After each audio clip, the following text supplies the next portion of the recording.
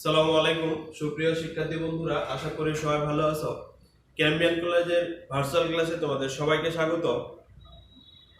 আজকে আমরা আলোচনা করব রসায়ন দ্বিতীয় পত্রের জৈব রসায়ন নিয়ে। জৈব রসায়ন কোন টপিকস আলোচনা করব সেটা হচ্ছে যাওয়ার আগে আমরা কিছু চিত্র দেখব। তার আগে গত ক্লাসে আমরা আলোচনা করছিলাম যে যৌগসমূহের রূপান্তর নিয়ে, এবং হচ্ছে এখানে ছিল কি বেনজিন ডাইজোনিয়াম ক্লোরাইডের প্রস্তুতি, এবং বেনজিন ডাইজোনিয়াম ক্লোরাইড থেকে কিছু যৌগ, যে বেনজিন ডাইজোনিয়াম ক্লোরাইড থেকে বেনজিন টলুইন এরকম কিছু যৌগ তৈরি করা যায়, এই সকল রূপান্তর রাসায়নিক বিক্রিয়ার সঙ্গে আলোচনা করছিলাম। আজকের আলোচ্য বিষয়ে যাওয়ার আগে তোমাদেরকে কিছু ছবি দেখাই, তাহলে বুঝতে পারবে যে হচ্ছে আজকে এই যে প্রথম একটা হচ্ছে আমরা চিত্র দেখতে পাচ্ছি। তোমরা আসলে জৈব রসায়নে অনেকদিন ক্লাস করার পর বুঝতে পারতেছো যে এটা কি আর হচ্ছে এটা কি। এখানে যে চিত্রটা দেওয়া আছে, তো এটা হচ্ছে জৈব যৌগের একটা হচ্ছে অ্যারোমেটিক যৌগ। অ্যারোমেটিক যৌগের এখানে বেনজিন, এটা হচ্ছে কি টলুইন। তাহলে বেনজিন থেকে কি পেয়েছি আমরা?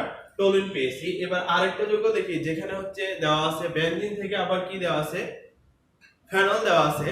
এরকম করে আমরা চিত্রগুলো দেখতে পাচ্ছি। এখানে একটা চিত্র, এরকম চারটা চিত্র এখানে দেওয়া আছে, সবগুলো কিন্তু জৈব যৌগ অর্থাৎ অ্যারোমেটিক যৌগ। যে চিত্রসমূহ দেওয়া আছে এখানে হচ্ছে তোমরা নিশ্চয় ধারণা করতেছো আজকে আমি কি নিয়ে আলোচনা করব। অবশ্যই নামকরণ না, কারণ এগুলো আমরা আগে শিখে ফেলছি।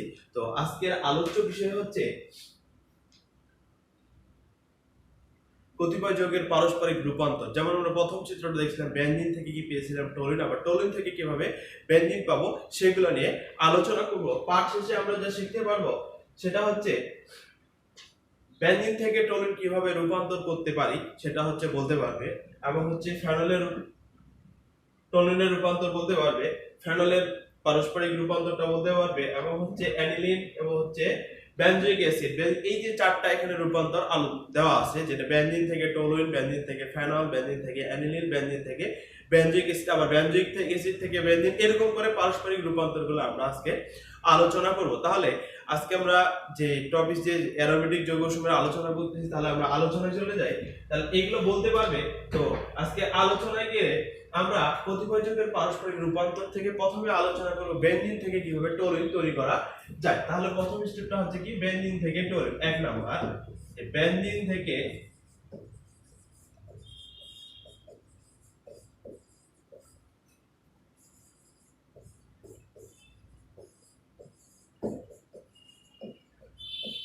বেনজিন থেকে টলুইন রূপান্তর কি আমরা এর আগে অনেক আগে পড়ছিলাম, যে ফিডেল-কাপ বিক্রিয়া।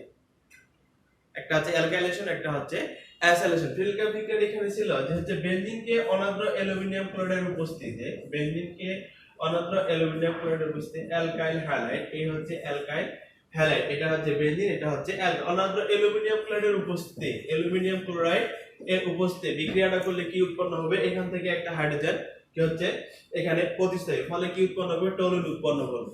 তাহলে খুব সহজ, কারণ আমরা এর আগে শিখেছি, শুধু মনে রাখতে হবে যে আমরা কি শিখে আসছি। এই বিক্রিয়া এর আগে আমরা করছি ফিডেল-কাপ বিক্রিয়া, বেনজিন থেকে টলুইন কিভাবে পাই সেটা আমরা ফিডেল-কাপ অ্যালকাইলেশন বিক্রিয়া। ফিডেল-কাপ বিক্রিয়া দুই একটা হচ্ছে অ্যালকাইলেশন, একটা হচ্ছে অ্যাসাইলেশন। অ্যালকাইলেশন থেকে আমরা বুঝতে পারছি যে বেনজিন থেকে কিভাবে টলুইন প্রস্তুত করা হয়। তাহলে বেনজিনকে কি অনাদ্র অ্যালুমিনিয়াম ক্লোরাইডের উপস্থিতিতে অ্যালকাইল হ্যালাইডের সঙ্গে, অর্থাৎ এটা হচ্ছে অ্যালকাইল হ্যালাইড, এই যে মিথাইল ক্লোরোমিথেন যেটাকে বলা হচ্ছে, এর অ্যালকাইল হ্যালাইড পরস্পরের সঙ্গে বিক্রিয়া করে কি উৎপন্ন করে? টলুইন উৎপন্ন করে। এবার এখান থেকে দেখবো আমরা টলুইন থেকে কিভাবে বেনজিন পাওয়া যায়। এবার এটা ছিল এক নাম্বার। এবার হচ্ছে দুই নাম্বার হচ্ছে টলুইন থেকে কিভাবে বেনজিন পাওয়া যায়। টলুইন থেকে বেনজিন, আমরা বলছিলাম পারস্পরিক রূপান্তর এটা বেনজিন থেকে টলুইন, বা টলুইন থেকে কিভাবে হচ্ছে বেনজিন পাওয়া যাবে। তাহলে এই যে টলুইনটা আছে CH3, এই টলুইনকে ক্রোমিক অ্যাসিড অথবা পটাশিয়াম হাইড্রোক্সাইড ও পারম্যাঙ্গনেট এর সঙ্গে দ্বারা জারিত করলে, বা ক্রোমিক অ্যাসিড দ্বারা কি জারিত করা হয়, ক্রোমিক অ্যাসিড দ্বারা যদি এই টলুইনকে জারিত করা হয়, তাহলে আমাদের কি পাওয়া যাবে? ক্রোমিক অ্যাসিডটা হচ্ছে K2Cr2O7 plus sulphuric H2SO4। Chromic acid দ্বারা জারিত করলে কি পাওয়া যাবে? বেনজোইক অ্যাসিড পাওয়া যাবে। এটাকে ক্রোমিক অ্যাসিড দ্বারা জারিত করলে আমরা কি পাবো? Benzoic acid C+O H। এখানে অক্সিজেন যতটা লাগে আমরা ঠিক এখানে অনুপাত অনুযায়ী বসাই দিব। এখানে হাইড্রোজেন দুইটা, তো কি পাওয়া গেছে? এর সঙ্গে কি পাওয়া গেছে?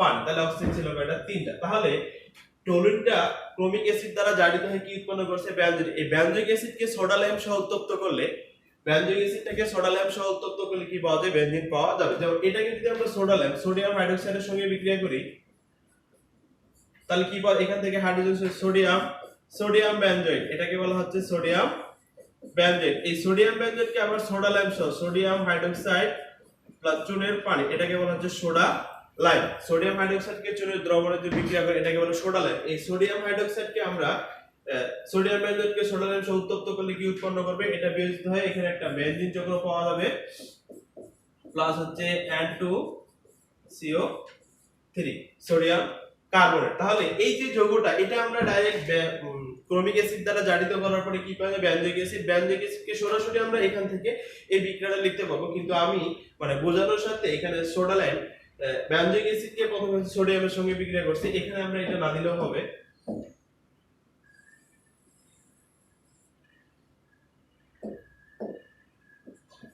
এটা ডাইরেক্ট আমরা প্লাস দিতে পারি, প্লাস দিয়ে সোডিয়াম বেনজোইট একটা পাওয়া সোডিয়াম বেনজোইটকে সোডা লাইম সহ উত্তপ্ত করলে আবার কি হবে বেনজিন পাওয়া। তাহলে এই যে হচ্ছে এটা ছিল কি বেনজিন থেকে টলুইন এবং টলুইন থেকে বেনজিনের প্রস্তুতি। এই প্রস্তুতিগুলো আমাদের খুব মনে রাখতে হবে, কারণ জ্ঞানমূলক বা অনুধাবনমূলক প্রশ্নে রিঅ্যাকশনগুলো ডাইরেক্ট দিতে অথবা একটা সমীকরণ লিখো। কি সমীকরণ? যে টলুইন থেকে কিভাবে বেনজিন পাওয়া যায় তার সমীকরণটা হচ্ছে আলোচনা করা বা হচ্ছে লেখা। এইটাই খুব সিম্পল একটা জিনিস, দুইটা রিঅ্যাকশনের মাধ্যমে যেটা হচ্ছে শেষ করা যাবে।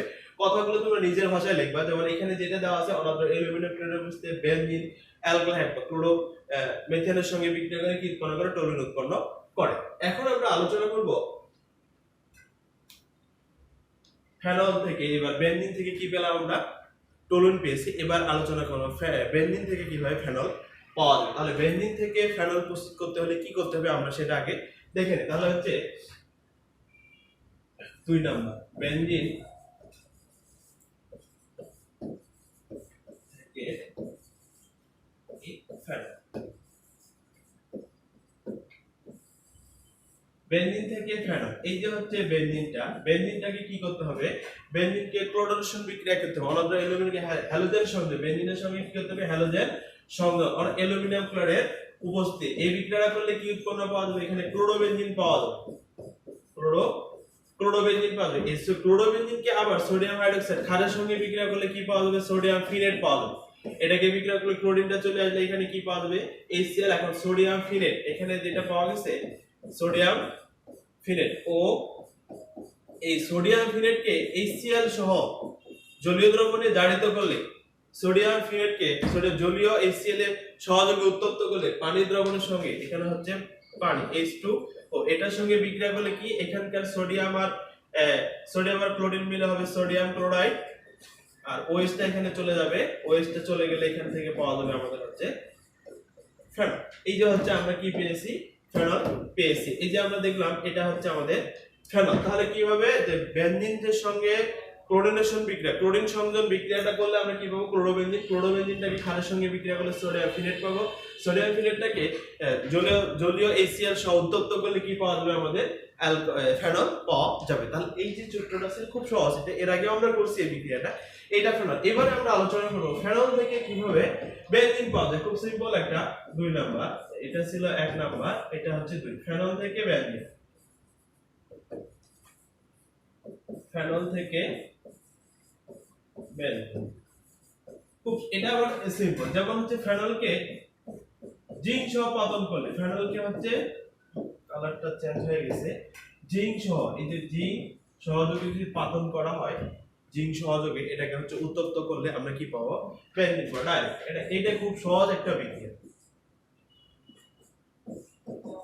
জিঙ্ক অক্সাইড এখান থেকে যেটা পেলাম এটাই হচ্ছে আমাদের কি বেনজিন। তাহলে খুব সহজ জিনিস বেনজিন থেকে ফেনলের বিক্রিয়া। একটা হচ্ছে ফেনল থেকে বেনজিন থেকে ফেনল পেয়েছি, আবার ফেনল থেকে হচ্ছে কি বেনজিন পেয়েছি। এইগুলো হচ্ছে 2 নাম্বার বিক্রিয়া। এবার আমরা আলোচনা করব বেনজিন থেকে কিভাবে অ্যানিলিন পাওয়া যায় তার বিক্রিয়াগুলো লিখব। তাহলে বেনজিন থেকে কি অ্যানিলিন,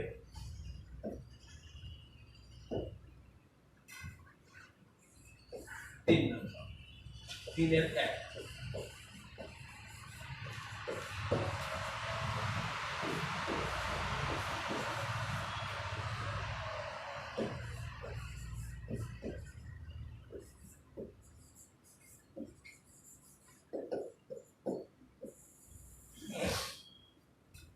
বেনজিন থেকে অ্যানিলিন, তাহলে বেনজিন থেকে অ্যানিলিন পেতে হলে আমাদের কি করতে হবে? বেনজিনকে নাইট্রেশন বিক্রিয়া করতে হবে। কারণ নাইট্রিক অ্যাসিড ও সালফিউরিক অ্যাসিড 50 ডিগ্রি সেলসিয়াস তাপমাত্রায় উত্তপ্ত করলে কি পাওয়া যাবে? নাইট্রোবেনজিন পাওয়া যাবে। এটাকে হচ্ছে নাইট্রিক অ্যাসিড ও সালফিউরিক অ্যাসিড। বেনজিনকে 50 ডিগ্রি সেলসিয়াস তাপমাত্রায়, এর আগে আমরা নাইট্রেশন বিক্রিয়া করছিলাম না?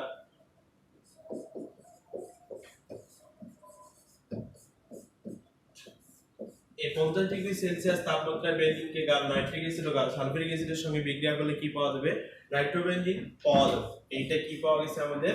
নাইট্রোবেনজিন পাওয়া যাবে। এর আগে আমরা নাইট্রোবেনজিন করছি নাইট্রেশন বিক্রিয়া, বেনজিনের নাইট্রেশন বিক্রিয়া যখন করি তখন এটা আমরা পেয়েছিলাম যে বেনজিনকে নাইট্রিক অ্যাসিড ও সালফিউরিক অ্যাসিডের সঙ্গে 50 ডিগ্রি সেলসিয়াস তাপমাত্রায় উত্তপ্ত করলে কি পাওয়া যাবে? নাইট্রোবেনজিন পাওয়া যায়। এখন এই নাইট্রোবেনজিনকে টিন এবং হাইড্রোক্লোরিক অ্যাসিড সহযোগে কি করতে হবে?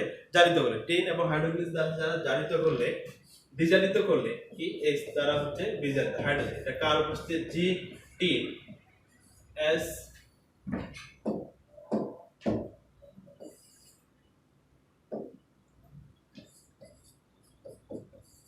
টেন ও HCl সহযোগে এটাকে হচ্ছে বিজারিত করলে কি পাওয়া যাবে? অ্যানিলিন পাওয়া যাবে। এই যে আমাদের সিম্পল জিনিস NH2, এই হচ্ছে আমাদের কি?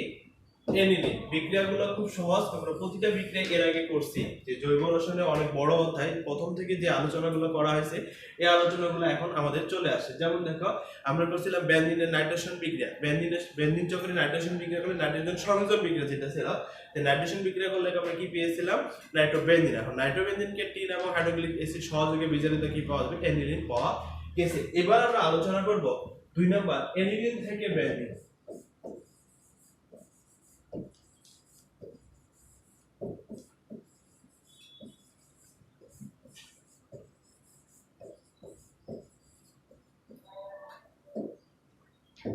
অ্যানিলিন থেকে কিভাবে বেনজিন পেতে পারি? হ্যাঁ, খুব সহজ জিনিস। এই কালকে ক্লাসে আমরা আলোচনা করছি অ্যানিলিন থেকে হচ্ছে বেনজিন তৈরি করব। তাই অ্যানিলিনকে কি করতে হবে? অ্যানিলিন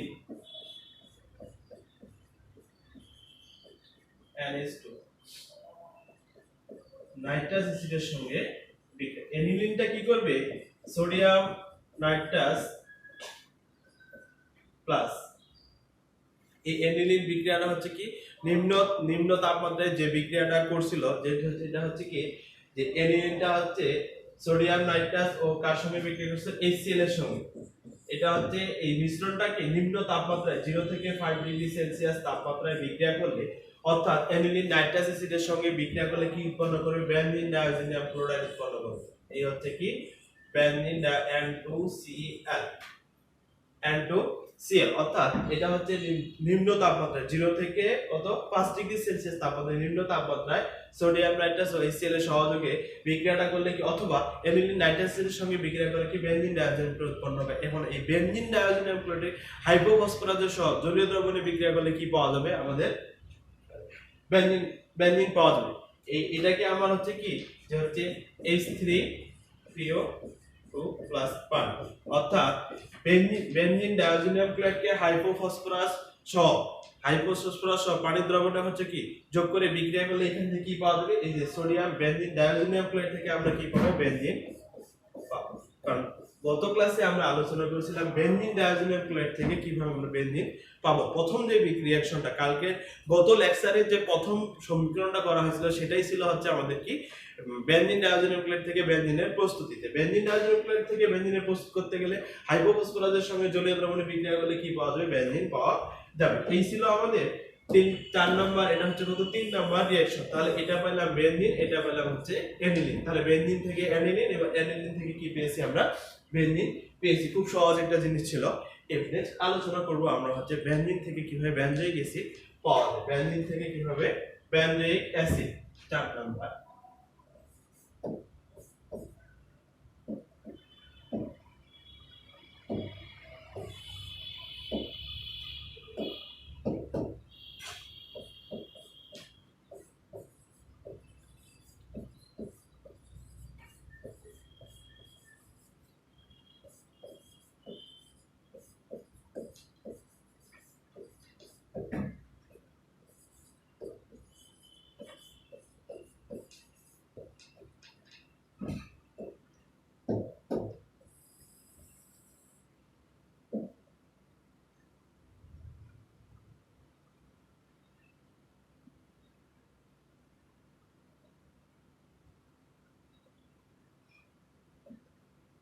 বেনজিন থেকে কিভাবে আমরা বেনজয়িক অ্যাসিড পাবো। তাহলে বেনজিনকে আমাদের আগে কি করতে হবে, যে এক নম্বরে যেটা দেওয়া আছে বেনজিন, এই খুব সহজ জিনিস এটা আমাদের বেনজিন। এই বেনজিনকে কি করতে হবে, আগে টলুইন তৈরি করতে হবে। এই যে রিঅ্যাকশনটা আমরা আগে করলাম অনাদ্র অ্যালুমিনিয়াম ক্লোরাইডের উপস্থিতিতে, বিক্রিয়াটা কি পাওয়া যাবে, টলুইন পাওয়া যাবে।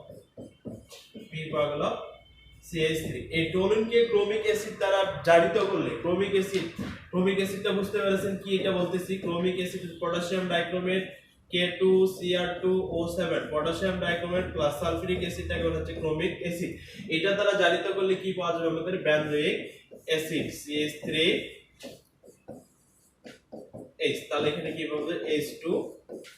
এই যে হচ্ছে আমাদের কি বেনজয়িক অ্যাসিড। বেনজিনকে অনাদ্র অ্যালুমিনিয়াম ক্লোরাইডের উপস্থিতিতে বিক্রিয়া করলে কি পাওয়া যায়, টলুইন পাওয়া গেছে। টলুইনকে ক্রোমিক অ্যাসিড দ্বারা জারিত করলে কি পাওয়া যাবে, বেনজয়িক অ্যাসিড পাওয়া যায়। এখন এইখানে বেনজয়িক অ্যাসিড থেকে আবার কি, এবার হচ্ছে বেনজয়িক অ্যাসিড থেকে বেনজিন, খুব সহজ জিনিস একটা, যে হচ্ছে 2 নম্বর হচ্ছে বেনজয়িক অ্যাসিড থেকে